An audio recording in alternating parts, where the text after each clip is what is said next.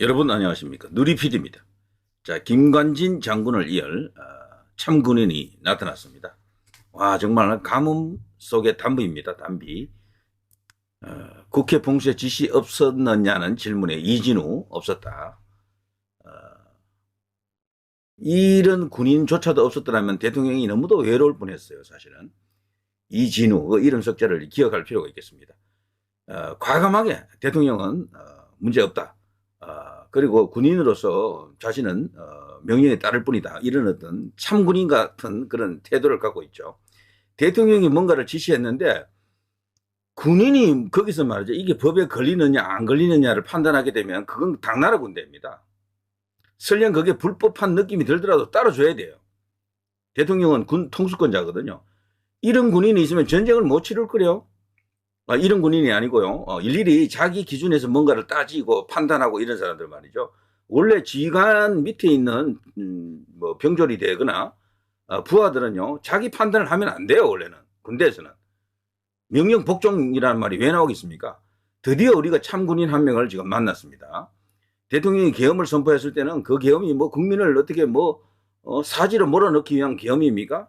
나라를 반석 위에 세우기 위한 그야말로 방법이 오직 그것밖에 없었다라는 그런 상황 아닙니까? 자, 이진우 장군입니다. 울타리 넘어가는 시민 많아 제가 통제를 지시했습니다. 국회에 진입하라고 대통령이 이제 지시했나 명령했나 그런 거 없었습니다. 내가 독자적으로 현장 상황을 파악해서 사고도 날 수 있잖아요. 그런 등등의 여러 가지 사고 예방 조치 차원에서 극소수만 통제 인력에 이제 조금 이렇게 보탰다 이런 식입니다. 정말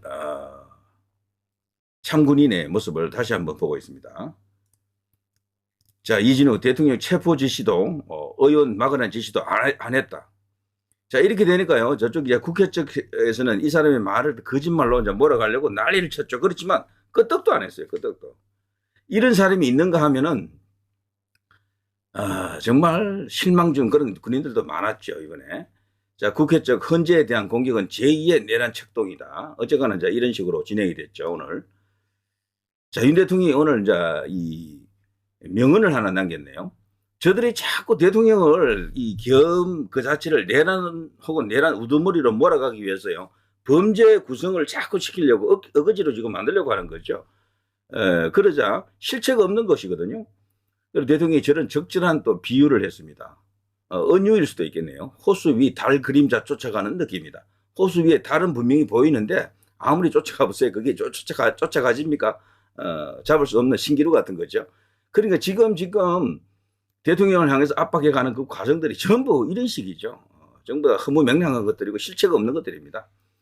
정치인 체포 실제 발생도 안 했고 뭐 그런 것을 갖고 이렇게까지 이제 범죄 요건을 만들기 위해서 노력하는 게 참 가소롭다 뭐 이런 의미도 되겠죠. 자, 이번에 이진우 수방사령관입니다. 수방사 수도방위사령부죠. 자, 이 사람이 누군가를 좀 알아봤습니다. 경상북도 경산시입니다. 자, 54세에서 55세 1970년생 3대가 육사 출신이라고 합니다. 3대가 육사 출신. 이진우 장군 아버지도 육사 출신. 이진우 본인도 지금 장군이 되어 있고요. 그 아들도 현재 육사 나왔다 그러네요. 그래서 말이죠. 여기는 뭐 진짜 나라에서 그냥 큰 상을 줘야 될 그런 장군의 집안, 무골 집안입니다. 이런 이제 집안에서 나라에서 큰 위난이 생기면 목숨을 걸고 싸우겠죠. 자, 그 밑에 윤 대통령 훌륭한 장군 진술에 말 섞고 싶지 않아.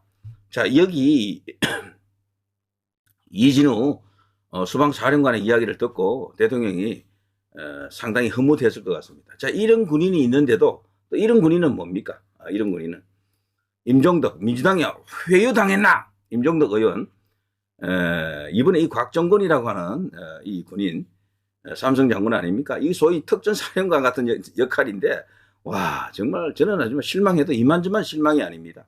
어떻게 이런 인간이 이런 어떤 군 요직에 그것도 가장 전투력이 뛰어나고 뭐 용감무쌍하다는 그 특전사의 수장 역할을 하고 있었는지 말이죠. 곽정근 요원 빼내라도 맞아. 그러니까 계속 이렇게 다그치니까요. 처음에 의원 빼내라. 뭐 왔다 갔다 하는 거죠 말이.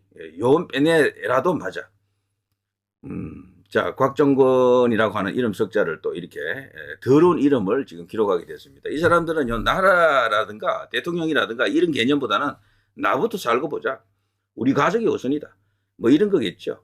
그러니까 저런 짓이 나오는 겁니다. 자, 아무튼요, 대통령은 어쨌거나 이 어려운 재판을 지금 진행 중에 있는데 그 속에서도 저런 어떤 참 군인들, 이진우 수방사령관 같은 저런 참 군인이 있기 때문에 그나마도 해볼만 할 것 같습니다. 실체는 분명히 없어요. 실체는. 자, 오늘 그런데 말이죠. 국방차관입니까? 국방차관이 그 스카이 데일리 그 기사 있잖아요. 세계적 대특종.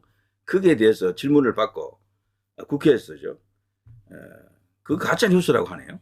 그 이야기는 제가 다른 시간에 한번 소개해 드리겠습니다. 진짜 가짜인지 가짜로 몰아가는 것인지 그걸 한번 확인해 보겠습니다. 그게 가짜 뉴스고 가령 또 뭐 헌재에서 부정선거도 다루지 않고 그러면 대통령은 뭐로 싸웁니까? 예, 그래서요. 지금 상당히 그 상황은 깝깝하긴 한데 그러나 외적 요인이라 그러죠. 바깥 분위기는 상당히 좋아지고 있습니다. 대통령을 지키자, 구하자, 나라를 살리자 이런 어떤 목소리가 힘을 얻고 있고요. 특히 2030들이 전례 없이 강한 전투 본능을 보이고 있습니다. 이들이 이제 구국 전선에 나가는 것 같은데요. 원래 청년들이 일어나야 이 싸움은 이기는 겁니다. 청년들이여 일어나라. 그게 드디어 먹히고 있잖아요. 자, 누리 PD 김준희였습니다.